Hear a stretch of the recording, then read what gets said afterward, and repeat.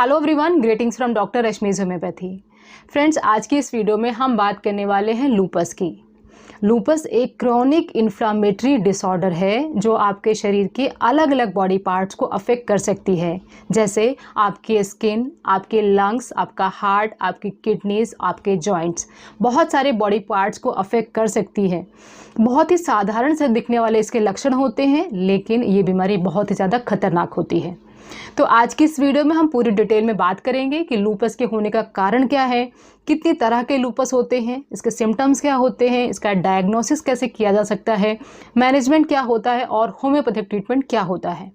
पूरी डिटेल में हम डिस्कस करेंगे इस बीमारी के बारे में। तो चलिए आज का टॉपिक स्टार्ट करते हैं। सबसे पहले हम बात करेंगे कि लूपस क्या होता है। तो फ्रेंड्स, लूपस एक ऐसी बीमारी है जो ज़्यादातर महिलाओं को होती है। 10:1 रेशियो होता है विमेंस से मेन में, और ये बीमारी ज़्यादातर रिप्रोडक्टिव एज में होती है। मतलब वो महिलाएं जो 15 से 45 साल की एज ग्रुप में होती हैं, उनके अंदर ये बीमारी ज़्यादा होती है। पुरुषों में ये बीमारी कम होती है और बच्चों में भी कम होती है। लेकिन अगर ये बीमारी पुरुषों में या बच्चों में पाई जाती है तो उसके सिम्टम्स काफ़ी ज़्यादा खतरनाक होते हैं और कई बार फैटल भी होते हैं। अब हम बात करते हैं कारण की, यानी लूपस होने के कारण क्या है। अभी तक इसका कोई सर्टेन रीज़न नहीं पता चला है, लेकिन ये एक ऑटो इम्यून डिसऑर्डर है। ऑटो इम्यून डिसऑर्डर मतलब एक ऐसी बीमारी, एक ऐसा लक्षण जो आपके शरीर में आपकी इम्यूनिटी ही आपके खिलाफ होकर के पैदा करती है। मतलब आपकी इम्यूनिटी जो आपकी बॉडी को स्वस्थ रखने का काम करती है, आपकी अपने ही हेल्दी सेल्स को किल करने लगती है।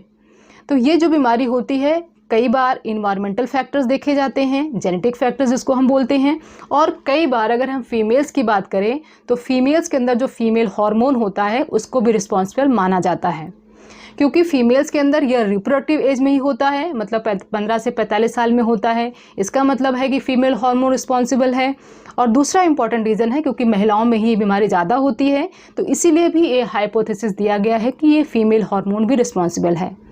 इसके अलावा जो जेनेटिक और इन्वायरमेंटल फैक्टर है, उनके इंटरेक्शन से भी बीमारी होती है। अब हम बात करते हैं कितनी तरह की लूपस हो सकते हैं। सबसे पहला लूपस का टाइप होता है डिस्कॉइड लूपस। अब डिस्कॉइड लूपस में क्या होता है, आपके शरीर के अंदर कॉइन शेप के उभरे हुए पोर्शंस बन जाते हैं। वहाँ पे उभार हो जाता है, जैसे सिक्के होते हैं, सिक्के सिक्के से आपकी बॉडी के अंदर उभार जैसा हो जाता है, उसमें अंदर खुजली हो सकती है या वो स्किन काफ़ी ज़्यादा हार्ड या रेड हो सकती है। ये हो गया डिस्कॉइड लूपस। इसके अलावा एक लूपस होता है, उसको हम बोलते हैं इन्फेंटाइल लूपस। इन्फेंटाइल लूपस वो लूपस होता है जिसमें, जैसे कि नाम से पता चलता है कि इन्फेंटाइल का मतलब इन्फेंट्स को होने वाला है, तो ये लूपस होते हैं जो मदर्स को अगर लूपस है तो बच्चे को पास ऑन हो सकते हैं ड्यूरिंग डिलीवरी। तो ये दूसरा टाइप का लूपस है। तीसरे टाइप का जो लूपस होता है वो होता है ड्रग इंड्यूस्ड। जो लोगों का बहुत लंबा ट्रीटमेंट चल रहा होता है, बहुत देर से, साल 2 साल 10-10 सालों से एलोपैथिक ट्रीटमेंट चल रहा होता है, चाहे किडनी का इलाज चल रहा हो, चाहे लिवर का इलाज चल रहा हो, तो उनके अंदर भी लूपस होने की संभावना बढ़ जाती है। तो उसको हम बोलते हैं ड्रग इंड्यूस्ड। इसके अलावा फोर्थ टाइप की बात करते हैं। फोर्थ टाइप होता है सिस्टेमिक। अगर लूपस पूरे शरीर में फैल गया है, आपके शरीर के सारे इंटरनल ऑर्गन्स पे अफेक्ट कर दिया है, तब हम उसको बोलते हैं सिस्टेमिक लूपस। जो सिस्टेमिक लूपस होता है ये most common form of lupus होता है। मतलब जिनको भी लूपस होता है ज़रूर कभी ना कभी उनके पूरे सिस्टम को, पूरे बॉडी पार्ट्स को अफेक्ट कर सकता है। तो ये 4 मेन कैटेगरीज होती हैं लूपस की। अब हम बात करते हैं सिम्टम्स की। क्या क्या सिम्टम्स होते हैं लूपस में, क्या क्या सिम्टम्स देकर के आप पहचान कर सकते हैं कि आपके सिम्टम्स बिल्कुल लूपस के जैसे ही हैं। तो फ्रेंड्स, यहाँ पर मैं आपसे बताना चाहती हूँ कि इसके सिम्टम्स बहुत ही साधारण से देखने को होते हैं। आपको बिल्कुल पता नहीं चलेगा कि लूपस हो सकता है, क्योंकि इसके सिम्टम्स हर बॉडी पार्ट को अफेक्ट करते हैं और इसीलिए बहुत ज़्यादा डिफिकल्ट हो जाता है इसका ट्रीटमेंट। तो अब हम बात करते हैं एक एक करके क्या क्या सिम्टम्स देखने को मिल सकते हैं। सबसे पहला सिम्टम जो देखने को मिलता है और सबसे ज़्यादा कॉमन होता है वो होता है मलार रैश। एक ऐसा रैश होता है जो आपके जो फीमेल्स होती हैं उनके गालों में इफेक्ट करता है। यहाँ पर पूरी रेड कलर का पैच जैसा बन जाता है, जैसे लगता है बटरफ्लाई का विंग्स हो, ऐसे करके पैच बनेगा। ये जो नोज़ का पोर्शन होता है, नोज़ और लिप्स का जो पोर्शन होता है, वहाँ पे छोड़ करके बाकी पूरी जगह पर एक बटरफ्लाई के विंग्स जैसा बन जाएगा। उसको बोलते हैं बटरफ्लाई रैश। दूसरे पॉइंट की बात करें तो दूसरे पॉइंट में होता है फोटोसेंसिटिविटी। अब ये जो रैश होता है ये मोस्टली कॉमन होता है जब आप धूप में निकलते हैं। और बहुत चेहरा बिल्कुल लाल हो जाता है, बहुत ज़्यादा पेशेंट फोटो सेंसिटिव होता है, धूप में बिल्कुल निकल नहीं सकता है या चेहरा बिल्कुल लाल हो जाता है। तो ऐसे लोगों को जिनको SLE होता है, जिनको लूपस होता है, वो बहुत ज़्यादा फोटो सेंसिटिव होते हैं, वो सनलाइट में बिल्कुल निकल नहीं सकते हैं। थर्ड पॉइंट की बात करें तो थर्ड पॉइंट होता है डिस्कॉइड लूपस। डिस्कॉइड में क्या होता है, आपके शरीर पे चकत्ते से पड़ जाएंगे, ये धूप में भी हो सकते हैं, बिना धूप में भी जाए हो सकते हैं। नेक्स्ट पॉइंट की अगर हम बात करें तो नेक्स्ट पॉइंट होता है माउथ अल्सर। बहुत ही कॉमन और बहुत ही ज़्यादा फ्रीक्वेंट देखने को मिलता है ये सिम्टम। ये जो अल्सर्स होते हैं ये कई बार पेनलेस होते हैं, कई बार पेनफुल भी हो सकते हैं। तो अगर आपको बार बार मुंह के छाले हो रहे हैं, साथ के साथ और भी ज़्यादा आपको लूपस के सिम्टम्स मिल रहे हैं, तो एक बार आप सोच सकते हैं कि कहीं ये अल्सर्स लूपस से रिलेटेड तो नहीं है। नेक्स्ट सिम्टम की अगर हम बात करें तो नेक्स्ट सिम्टम है आर्थराइटिस या पॉलीआर्थराइटिस भी बोल सकते हैं। इसमें जो पेशेंट होता है उसके 2 या 2 से अधिक जॉइंट्स में पेन रहता है, कई बार स्वेलिंग भी हो सकती है, और बहुत ज़्यादा ये जो पेन होता है सुबह में होता है। जब सुबह में पेशेंट सो करके उठता है तो पूरी बॉडी में जकड़न और दर्द बना रहता है। धीरे धीरे जब अपना रूटीन स्टार्ट करता है तो ये जो जॉइंट्स का पेन होता है धीरे धीरे करके थोड़ा आराम मिलने लगता है। तो सुबह से लेकर दोपहर तक पेशेंट को काफ़ी ज़्यादा ट्रबल्स रहते हैं, लेकिन उसके बाद थोड़ा थोड़ा सा उसको रिलीफ मिलने लगता है। तो बहुत ज़्यादा इसमें पेन होता है, या आर्थराइटिक भी हो सकता है या आर्थ्रैल्जिया भी हो सकता है, मतलब बिना इन्फ्लामेशन के भी जॉइंट्स का पेन हो सकता है। इसके अलावा इसमें होता है सीरोसाइटिस। अब सीरोसाइटिस क्या होता है, ये होता है आपकी जो इंटरनल ऑर्गन्स है, स्पेशली जो हार्ट है, जो आपका लंग है, जो लिवर है, इन तीनों की जो कवरिंग होती है, आउटर जो कवरिंग होती है, उसका भी इन्फ्लेमेशन हो जाता है। इसके कारण, क्योंकि ये ज़्यादातर सिस्टेमिक प्रॉब्लम है तो हर पार्ट में अफेक्ट करता है।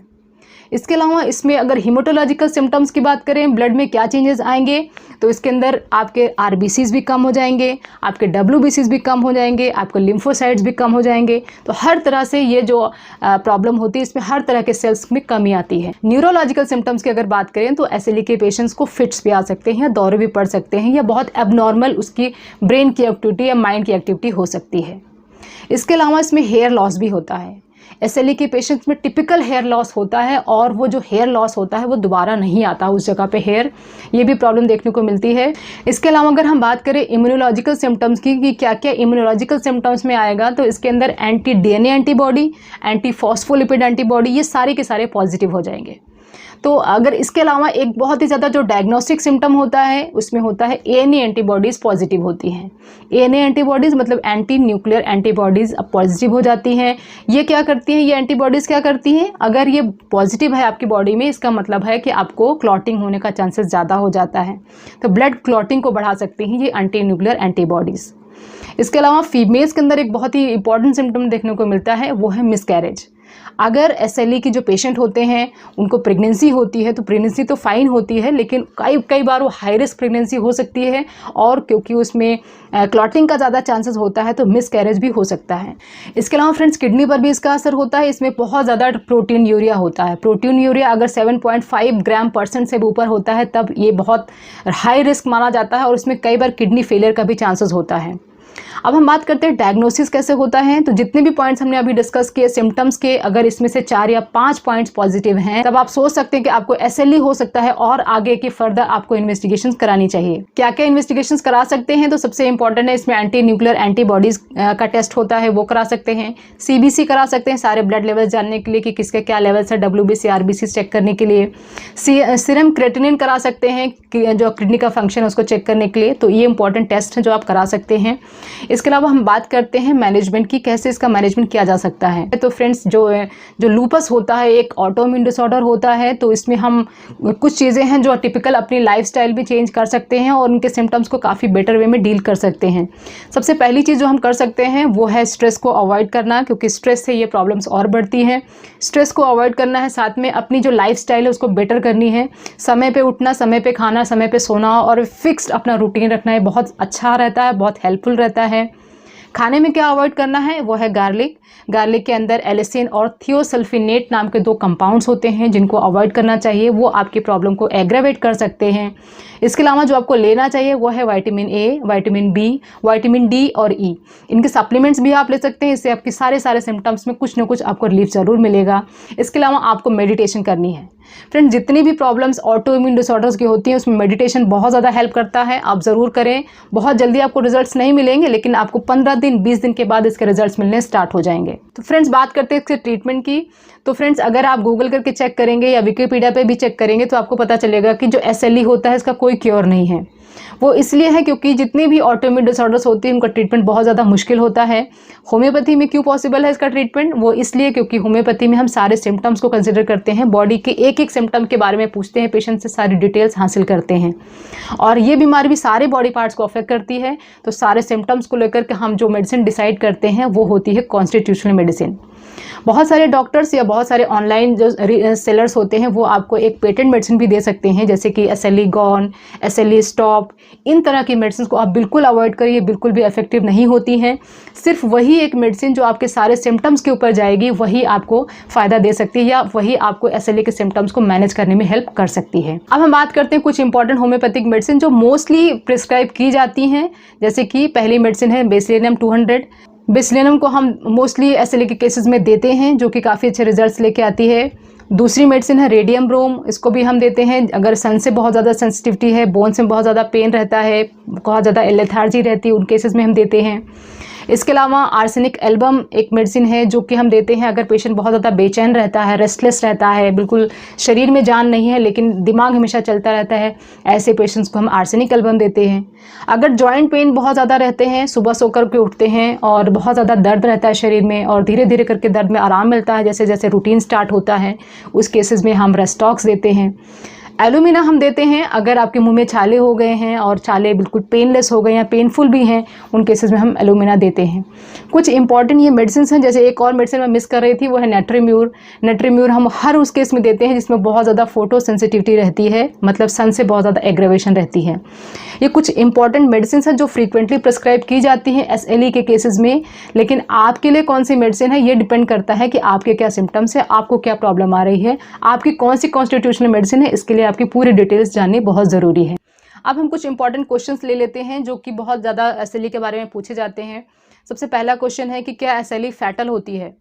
अगर हम बात करें 1950s की तो उस समय तक अगर किसी को SLE डायग्नोज होता था तो उसकी लाइफ स्पैन सिर्फ 5 साल की रहती थी, मतलब डायग्नोसिस होने के बाद तक वो 5 साल तक उसके रहने की चांसेस होते थे। लेकिन अब चीज़ें काफ़ी चेंज हो गई हैं, अब 80 to 90% जो लोग होते हैं वो नॉर्मल लाइफ अपनी जी पाते हैं। नेक्स्ट क्वेश्चन ले लेते हैं। नेक्स्ट क्वेश्चन है कि क्या SLE वाली वीमेंस जो होती हैं वो प्रेगनेंसी उनको हो सकती है? तो यस फ्रेंड्स, वो प्रेगनेंसी हो सकती है, उनको प्रेगनेंसी वो इजीली कर सकती है, लेकिन वो काफ़ी ज़्यादा हाई रिस्क प्रेगनेंसी होती है। रेगुलर डॉक्टर के टच में रहना है और कई बार जो ये SLE होता है या जो लूपस होता है बच्चे में ट्रांसफ़र हो सकता है, इसके लिए प्रॉपर केयर आपको लेनी पड़ेगी। इसके अलावा नेक्स्ट क्वेश्चन ले लेते हैं। नेक्स्ट क्वेश्चन है क्या ये STD है? नहीं फ्रेंड्स, ये STD नहीं है, ये सेक्सुअली ट्रांसमिटेड डिजीज़ नहीं है, ना ही ये कॉन्टेजियस डिसीज़ है, सिर्फ ये एक ऑटोइम्यून डिसऑर्डर है। तो फ्रेंड्स ये सारी इन्फॉर्मेशन थी SLE लूपस के बारे में, उसके कॉजेज, उसके सिम्टम्स, उसके होम्योपैथिक ट्रीटमेंट के बारे में। अगर आप मुझसे डायरेक्टली बात करना चाहते हैं तो कॉल मी फॉर ऐप पर बात कर सकते हैं, जिसकी बाकी की डिटेल्स डिस्क्रिप्शन में दी हुई हैं। और अगर आप मेरे साथ अपॉइंटमेंट बुक करना चाहते हैं तो 7017991940 पर मैसेज करके अपना अपॉइंटमेंट बुक कर सकते हैं। तो फ्रेंड्स अगर आपको इन्फॉर्मेशन जो मैंने आपके साथ शेयर की आपको पसंद आई हो तो वीडियो को लाइक ज़रूर करें, अपने फ्रेंड्स और फैमिली के साथ भी शेयर करें, चैनल को सब्सक्राइब कर लें अगर अभी तक आपने नहीं किया हो। Wishing you very good health. Thanks for watching.